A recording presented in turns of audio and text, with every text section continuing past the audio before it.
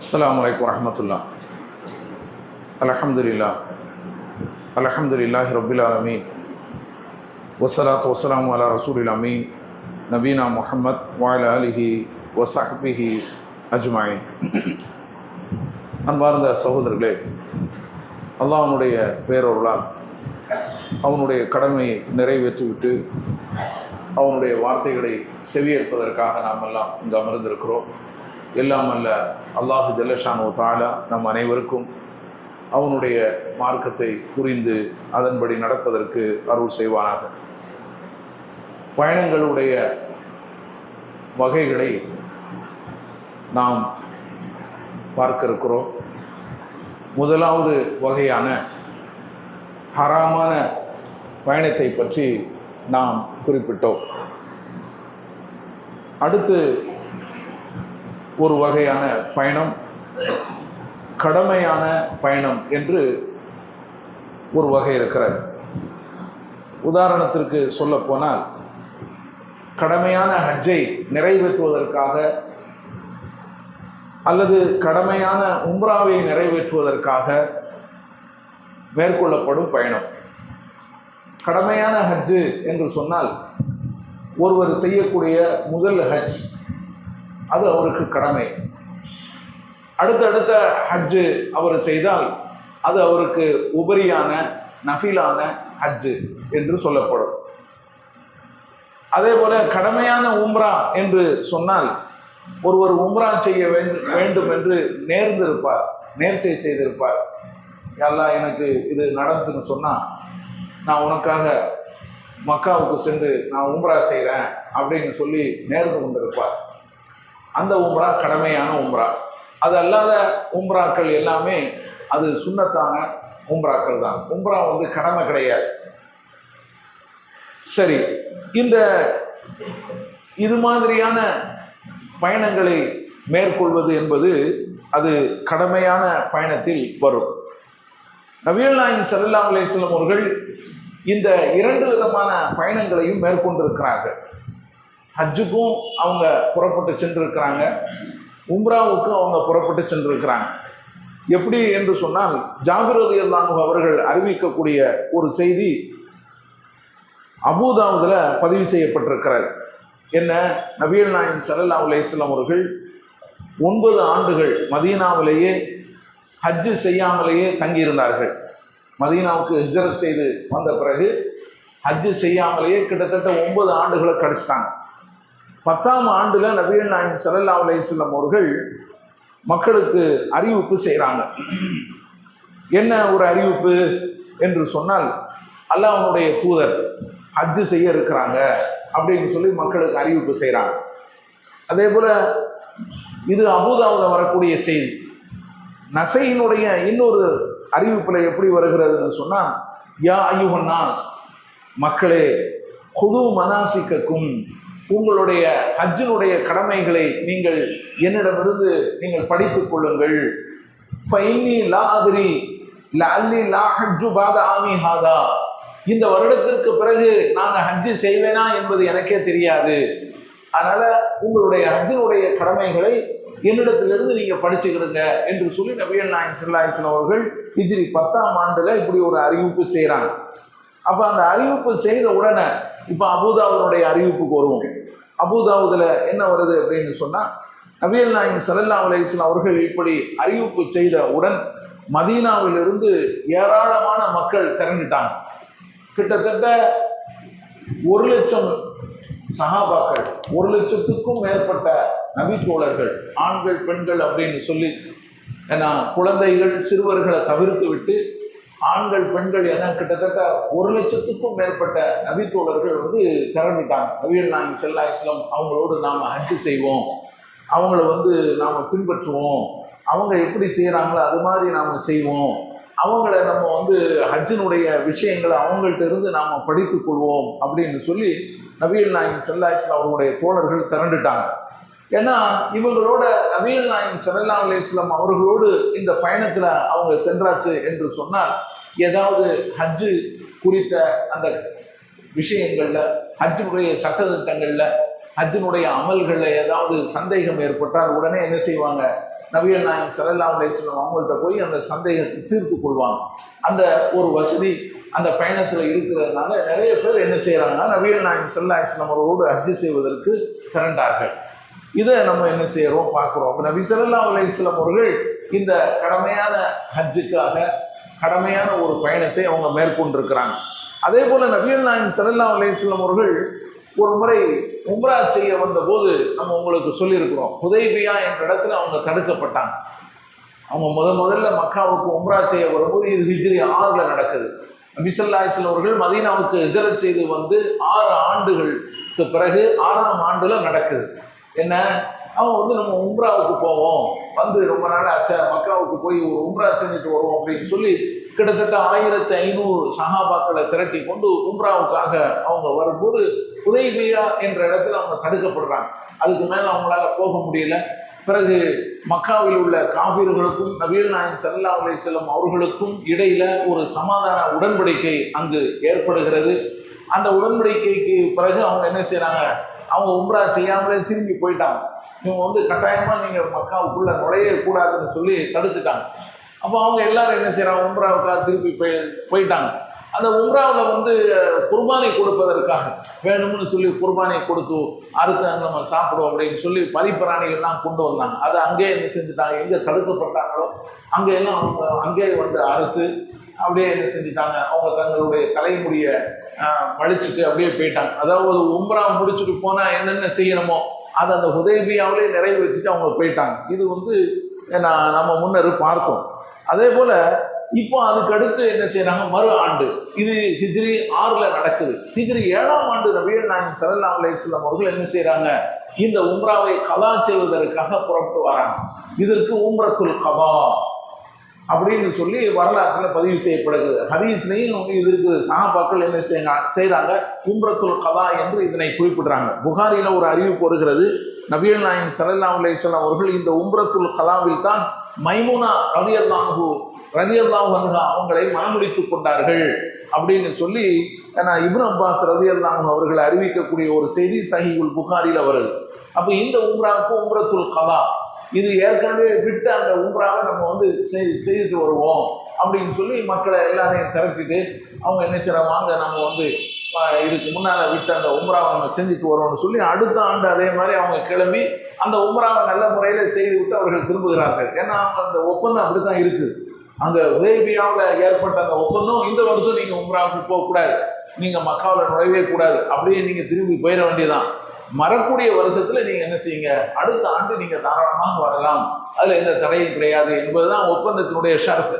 அப்போ அந்த அடிப்படையில் மறு ஆண்டு அவங்க என்ன செஞ்சாங்க, உம்ராவுக்கு வந்தாங்க. அப்போ இந்த உம்ரா கிட்டத்தட்ட அது கடமையான ஒரு உம்ரா மாதிரி. அப்போ இந்த உம்ராவையும் நபிகள் நாயகம் ஸல்லல்லாஹு அலைஹி வஸல்லம் இந்த பயணத்தையும் என்ன செஞ்சிருக்கிறாங்க, மேற்கொண்டிருக்கிறாங்க. அதே போல இந்த கடமையான பயணத்துல கல்வியை தேடுவதற்காக, மார்க்க கல்வியை தேடுவதற்காக புறப்படக்கூடிய அந்த பயணமும் அடங்கும். அதுவும் கடமையில் அடங்கும். மார்க்க கல்வியை தூர தொலைவில் போய்தான் தேட வேண்டிய ஒரு நிர்பந்தம் இருக்கிறது. அங்குதான் நம்ம படிக்க வேண்டும் அப்படிங்கிற ஒரு நிலை இருக்கிறது என்று சொன்னால் போகணும்.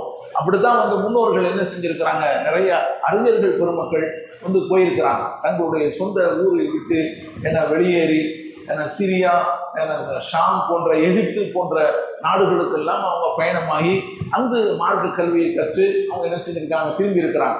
நீங்க பெரிய பெரிய இமாம்களுடைய சரித்திரத்தை நீங்க எடுத்து பார்த்தீங்கன்னு சொன்னா, ஹதீஸ் கலை மேதைகளுடைய வரலாற்றை நீங்கள் எடுத்து பார்த்தீங்கன்னு சொன்னா, அவங்க தூர தொலைல போய் அந்த மார்க்க கல்வியை அவங்க தேடியதாக நாம பார்க்கலாம். அப்போ கல்வியை தேடுவது அது நிமித்தமாக நாம் செல்லக்கூடிய பயணம் இருக்கிறதே, அது மார்க்க கல்வி. அது கடமையான ஒரு பயணம். நபிகள் நாயகம் அல்லாஹ் தன்னுடைய திருமறை குர்ஆனிலே சொல்லி காட்டுகிறான், ஃபஅலம் அன்னஹு லா இலாஹ இல்லல்லாஹ், நபியே வணக்கத்திற்குரிய உண்மையான இறைவன் அல்லாஹ்வை தவிர வேறு யாரும் இல்லை என்பதை நீ அறிந்து கொள் அப்படின்னு அல்லாஹ் நபிகள் நாயகம் ஸல்லல்லாஹு அலைஹி வஸல்லம் அவர்களுக்கு ஒரு உத்தரவு போடுறான். நீங்க இதை நீங்க தெரிஞ்சுக்கிடணும், இந்த கல்வியை நீங்க தெரிஞ்சுக்கிடணும். வணக்கத்திற்குரிய உண்மையான இறைவன் அல்லாஹ் தான், அவனை தவிர வேறு யாரும் கிடையாது, இதை நீ அறிந்து கொள்வீராக அப்படின்னு சொல்லி இறைவன் என்ன செய்யறான், நபிகள் நாயகத்துக்கு ஒரு உத்தரவை போடுகின்றான். இது நபிகள் நாயகத்துக்கு மட்டுமான உத்தரவு கிடையாது, எல்லாருக்கும் தான். நபி ஸல்லல்லாஹு அலைஹி வஸல்லம் அவர்களுக்கு அருளப்படுறதுனால அல்லாஹ் என்ன செய்யறான், சில நேரங்களில் நபிகள் நாயகம் ஸல்லல்லாஹு அலைஹி வஸல்லம் அவர்களை பார்த்து பேசுவான், சில நேரங்களில் பொதுவாக எல்லா மக்களையும் பார்த்து பேசுவான். அப்போ நம்ம என்ன செய்யணும், அதை புரிந்து கொள்ளணும். இது எல்லா மக்களுக்கும் பொதுவான ஒரு உத்தரவு. அப்போ திருக்குர்ஆனிலோ ஹதீஸிலோ நபிகள் நாயகம் அல்லாஹ்வோ அல்லாஹ்வுடைய தூதரோ உத்தரவாக ஒன்றை போடுகிறார்கள் என்று சொன்னால் அதை ஏற்று நடப்பது நம்முடைய ஒவ்வொருவருடைய கடமை. இது சட்டம். இது என்ன? இது மார்க்கத்தினுடைய சட்டம். குர்ஆனிலிருந்தும் ஹதீஸிலிருந்தும் எடுக்கப்படக்கூடிய ஷரியத்து சட்டத்தினுடைய அடிப்படை என்ன? அல்லாஹ்வோ அல்லாஹ்வுடைய தூதரோ ஒன்றை ஆர்டர் போடுறாங்க, நீங்க இதை செய்யணும் அப்படின்னு சொல்லி ஒன்றை ஆர்டர் போடுறாங்க, இதை செய்யக்கூடாது அப்படின்னு சொல்லி ஆர்டர் போடுறாங்க என்று சொன்னால் அதை ஏற்று நாம செயல்படுத்துவது என்னது? நம்மளுடைய கடமை. அப்ப இது அல்லாஹ் இங்க என்ன சொல்றான்? இங்கு ஒரு உத்தரவை போடுகிறான், வணக்கத்திற்குரிய உண்மையான இறைவன் அல்லாஹ்வை தவிர வேறு யாரும் இல்லை, அதை நீங்க தெரிஞ்சுக்கிடுங்க என்கின்ற ஒரு ஆர்டர் இங்க வருது. அப்ப கல்வியை தேடுவது, மார்க்கத்தை தேடுவது என்பது கடமை என்பதை நாம் இதுல இருந்து என்ன செய்யலாம், புரிந்து கொள்ளலாம். சூரத்து முஹம்மது 47வது அத்தியாயத்துல 19வது வசனத்துல இது இடம்பெற்றிருக்கிறது. அதே போல நபிகள் நாயகம் ஸல்லல்லாஹு அலைஹி வஸல்லம் அவர்கள் இந்த கல்வியை தேர்வுடைய சிறப்பை பற்றி சொல்லி காட்டும் போது, ஒமன் சலக தரீகன் எல்தமிசு ஃபீஹி இல்மன் ஸஹ்ஹலல்லாஹு லஹு பிஹி தரீகன் இலல் ஜன்னா. ஒரு நீண்ட ஹதீஸினுடைய ஒரு சின்ன துண்டு இப்போ நான் உங்களுக்கு வாசித்து காமித்தது. நபிகள் நாயகம் ஸல்லல்லாஹு அலைஹி வஸல்லம் அவங்க சொல்றாங்க, யார் கல்வியை தேடும் பாதையில் செல்கிறார்களோ, பயணம், யார் கல்வியை தேடும் பாதையில் செல்கிறாரோ அல்லாஹ் அவருக்காக அதற்கு பகரமாக சொர்க்கத்துக்கு செல்லும் பாதையை இலகுவாக்கி தருகிறான் அப்படின்னு நபிகள் நாயகம் ஸல்லல்லாஹு அலைஹி வஸல்லம் சொல்றாங்க. நீங்க இந்த மார்க்கத்தை தேடுவதற்காக நீங்க போங்க, நீங்க பயணம் போங்க, எவ்வளவு தூரத்தில் அவ்வளவு தூரத்திலிருந்து போனா தான் நம்ம அந்த மார்க்கத்தை நாம படிக்க முடியும் என்ற ஒரு நிலை இருந்தால் போங்க, அல்லாஹ் என்ன செய்வான், உங்களுக்கு சொர்க்கத்துக்கான பாதையை காட்டுறான் அப்படின்னு சொல்லி நபிகள் நாயகம் ஸல்லல்லாஹு அலைஹி வஸல்லம் அவர்களும் இதனுடைய சிறப்பை என்ன செஞ்சிருக்கிறாங்க, எடுத்து சொல்லியிருக்கிறாங்க. சஹீஹ் முஸ்லிம்ல இந்த ஹதீஸ் பதிவு செய்யப்பட்டிருக்கிறது. அபூ ஹுரைரா ரலியல்லாஹு அவர்கள் இதை அறிவிக்கிறாங்க. அதே போல அபூதர் என்ற ஒரு நபித்தோழர், இவரை பற்றி நம்ம என்ன செஞ்சிருக்கோம், கேள்விப்பட்டிருக்கிறோம். இவர் என்ன செய்யறாரு, இந்த கல்வியை தேடுவதற்காக வெகு தூரத்திலிருந்து சிரியா போன்ற இடத்திலிருந்து அவர் என்ன செய்யறாரு, மக்காவுக்கு வரார்.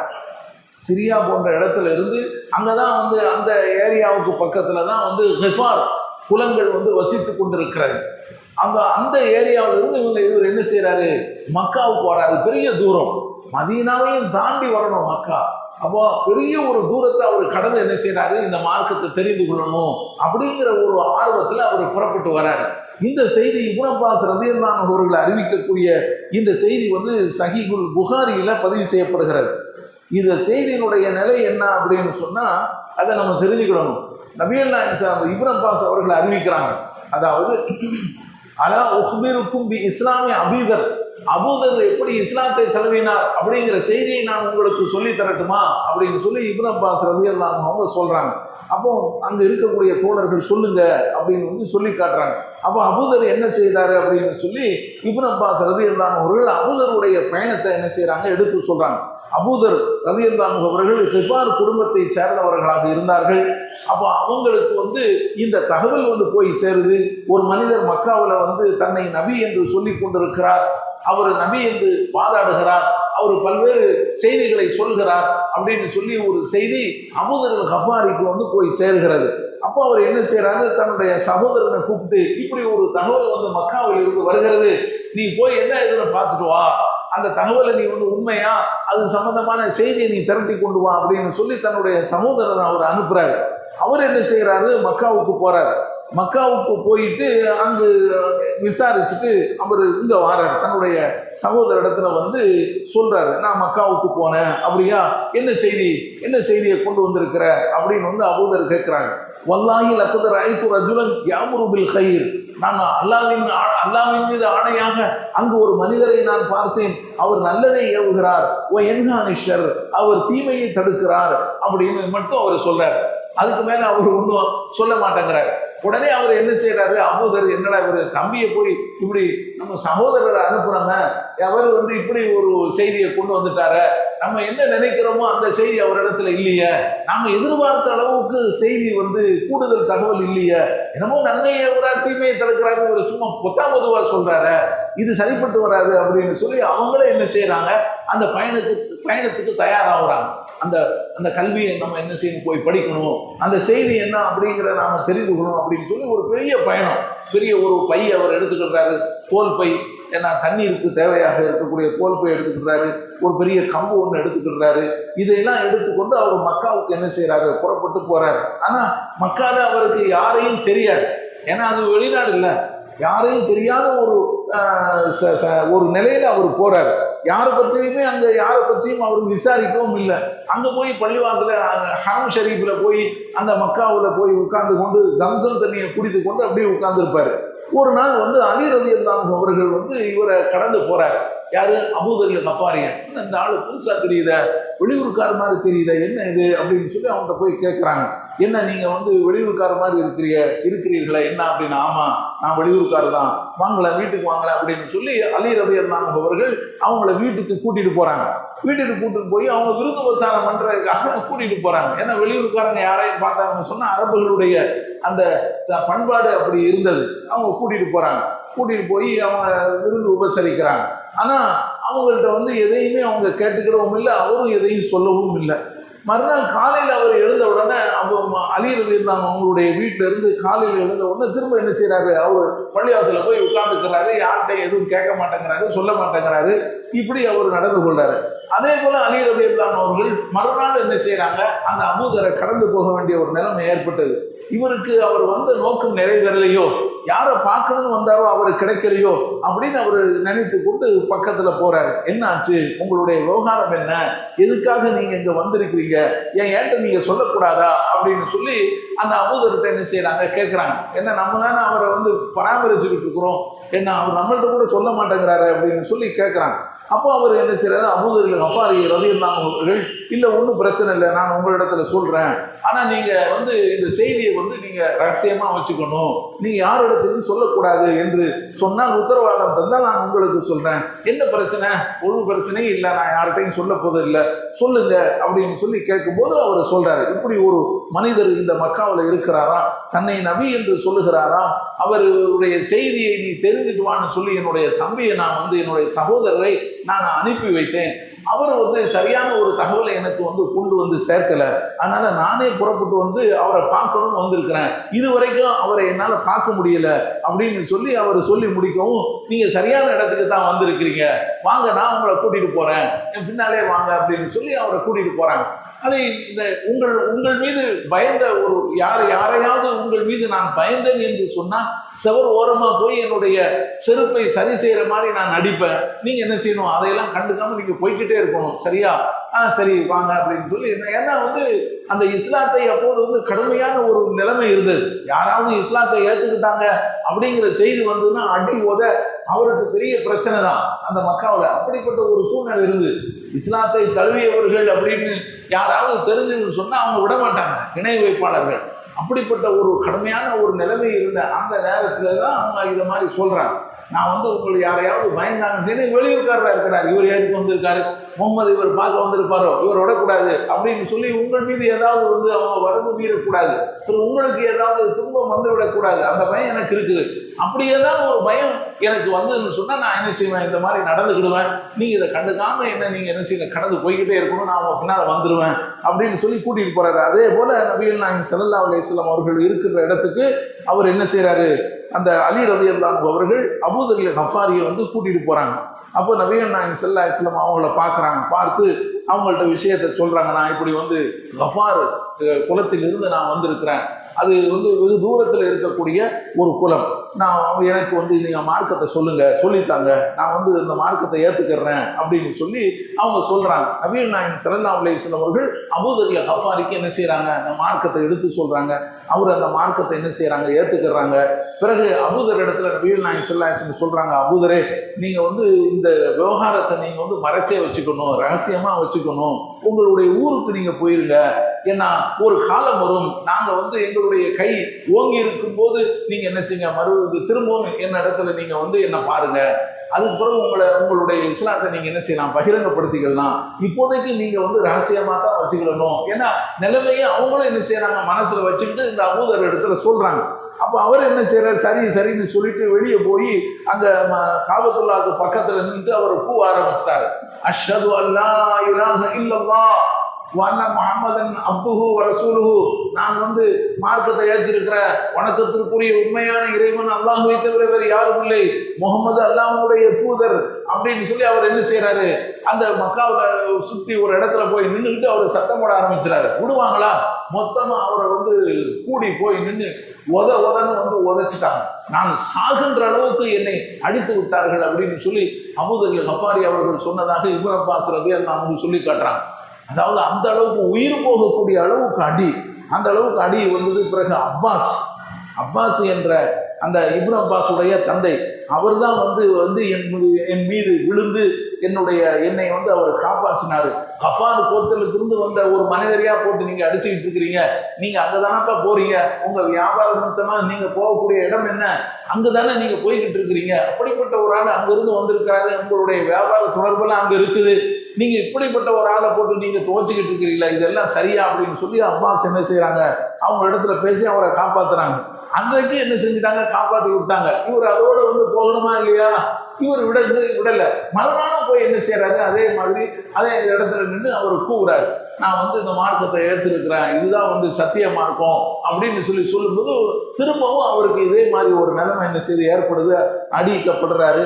அதே போல அப்பாஸ் ரலியல்லாஹு அவர்கள் வந்து அவங்களை என்ன செய்யறாங்க, முதல் நாள் காப்பாற்றியது போல காப்பாத்தினாங்க. பிறகு அவர் என்ன செய்யறாருன்னு சொன்னா, அவர் ஊருக்கு அவர் போய் சேர்ந்துடுறாரு. அவருடைய இஸ்லாம் வந்து சிறந்த ஒரு இஸ்லாமாக ஆகியிருந்தது. அதுக்கு பிறகு அவர் அறிவிக்கக்கூடிய ஹதீஸுகள், ஏராளமான ஹதீஸுகளை நம்ம இன்னைக்கு பார்க்குறோம். அந்த ஹதீஸுகளை எல்லாம் நீங்க பார்த்தீங்கன்னு சொன்னா, அதாவது ஒரு கல்வி வந்து எப்படி இருக்கணும், ஸல்லல்லாஹு அலைஹி வஸல்லம் அவர்களிடத்துல என்னென்ன விஷயங்களை எல்லாம் அவர் கேட்டிருக்கிறாரு அப்படிங்கிறது நமக்கு வந்து ஆச்சரியமா இருக்கும். அவ்வளவு செய்திகள் அவர் என்ன செஞ்சாரு, நபிகள் நாயகம் ஸல்லல்லாஹு அலைஹி வஸல்லம் அவர்களிடமிருந்து அறிவிச்சிருக்கிறார். அப்போ இது வந்து ஒரு கடமையான ஒரு பயணத்தை அவர் என்ன செஞ்சிருக்கிறாரு, மேற்கொண்டிருக்கிறாரு. அப்போ இந்த செய்தி சஹீஹுல் புகாரியில் இருக்கிறது. இந்த செய்தியிலிருந்து நாம் தெரிந்து கொள்ள வேண்டிய விஷயம் என்ன அப்படின்னு சொன்னா, அபூதருடைய அந்த ஆர்வம், அந்த மார்க்கத்தை தெரிந்து கொள்ள வேண்டும், இஸ்லாத்தை அறிந்து கொள்ள வேண்டும் என்கின்ற ஆர்வம் அவருக்கு இருந்தது நம்ம என்ன செய்ய முடியும், பார்க்க முடிகிறது. மட்டுமல்லாம அதற்காக அவர் எடுத்த அந்த முயற்சி, எவ்வளவு தூரத்திலிருந்து அவர் வந்திருக்கிறார், மக்காவுக்கு வந்திருக்கிறார், அது ஒரு பெரிய முயற்சி தானே. அந்த பயணத்துல எல்லாம் எவ்வளவு கஷ்டம் இருக்குதோ, இந்த காலத்து பயணம் மாதிரி அந்த காலத்து பயணம், எவ்வளவு கஷ்டங்களை அவர் பயணத்துல வந்து அவர் அந்த சிரமங்களை எல்லாம் தாங்கி கொண்டு அந்த மார்க்கத்துக்காக அவர் வந்திருக்காருங்கிறத நம்ம என்ன செய்யறோம், பார்க்க முடிகிறது. அதே போல அபூதர் கஃபாரி ரலியல்லாஹு அவர்கள் அந்த வழியில் அந்த மார்க்கத்தை கற்பதற்காக வரக்கூடிய அந்த பாதையில ஏற்படக்கூடிய அனைத்து இன்னல்களையும் அவர் என்ன செஞ்சுக்கிட்டாரு, அல்லாஹ்வுக்காக பொறுத்துக்கிட்டாரு. அதையும் நம்ம என்ன செய்யறோம், பார்க்கிறோம். அவருடைய இஸ்லாமும் சிறந்த இஸ்லாமாக இருந்தது. பின்னால வந்து ஒரு பெரிய ஒரு மார்க்க அறிஞராக அபூதர் கஃபாரி அவர்கள் திகழ்ந்தாங்க. ஏராளமான ஹதீஸ்களை நபிகள் நாயகம் ஸல்லல்லாஹு அலைஹி வஸல்லம் அவர்களிடமிருந்து சொல்லியிருக்கிறாங்க என்ற செய்திகளை நம்ம என்ன செய்யறோம், பார்க்கிறோம். எனவே இந்த அபூதர் கஃபாரி ரலியல்லாஹு அன்ஹு அவர்களிடமிருந்து நாமும் படிப்பினையும் பாடமும் பெற்று நாமளும் இந்த மார்க்கத்தை தேடணும், இந்த மார்க்கத்தை படிக்கணும், அது எங்க கிடைக்கும் அப்படின்னு ஓடி நம்ம என்ன செய்யணும், ஓடணும். இது போன்ற சபையை நம்ம பயன்படுத்திக்கிட்டே மாட்டேங்கிறோம். இங்க பாருங்க, நாம உட்காந்து இவ்வளவு தூரம் பேசிக்கிட்டு இருக்கிறோம், எத்தனை பேர் இருக்கிறாங்க, ஒரு 10 பேர் இருப்பாங்க. இதையெல்லாம் போட்டோ எடுத்து வெளியே போட்டு பாருங்க, சிரிப்பாங்க. என்னடா இது, இவ்வளவு பெரிய பள்ளிவாசல் வச்சு நடத்துறாங்க, அவங்க வந்து ரமலான் தொடர் உரைன்னு போடுறாங்க, பகல்லையும் போடுறாங்க, இரவுலையும் போடுறாங்க, எத்தனை பேர் இருப்பாங்க, இவ்வளவுதான். இவ்வளவு பேருக்கு தான் நம்ம என்ன செஞ்சுக்கிட்டு இருக்கிறோம், சொல்லிக்கிட்டு இருக்கிறோம். அப்போ இந்த மார்க்கத்துடைய அந்த வெகுமதி, இதனுடைய அந்த இதனுடைய மதிப்பு யாருக்குமே என்ன செய்ய மாட்டேங்குது, விளங்க மாட்டாங்க. ஆனா சஹாபாக்கள் எப்படி வந்து இதனுடைய மதிப்பை உணர்ந்து வந்தாங்க, நம்ம பார்க்குற இந்த ஒருவருடைய செய்தி போறோம், இப்படி ஏராளமான தகவலோடு நம்ம வரப்போறோம். இந்த ஒரு ஆளுடைய செய்தியை போதும் மார்க்கத்துக்காக, மார்க்கத்தை அறிந்து கொள்வதற்காக அவர் எப்படிப்பட்ட ஒரு பயணத்தை மேற்கொண்டிருக்கிறார், என்னென்ன கஷ்டமெல்லாம் பட்டிருக்கிறார்ங்கிறத நாம் என்ன செய்யலாம், தெரிந்து கொள்ளலாம். எனவே அபூதர் கஃபாரியை போல நாமும் திகழ வேண்டும், மார்க்கத்தை அறிந்து கொள்வதற்கு ஆர்வம் காட்ட வேண்டும், மார்க்கத்தை படிக்க வேண்டும், அதை நடைமுறைப்படுத்த வேண்டும். எல்லாம் அல்லாஹ் அப்படிப்பட்ட நன்மக்களாக நம்ம அனைவரையும் ஆக்கியருவானாக. வாசுரு தஅவானா அல்ஹம்துலில்லாஹி ரப்பில் ஆலமீன். அஸ்ஸலாமு அலைக்கும் வரஹ்மத்துல்லாஹி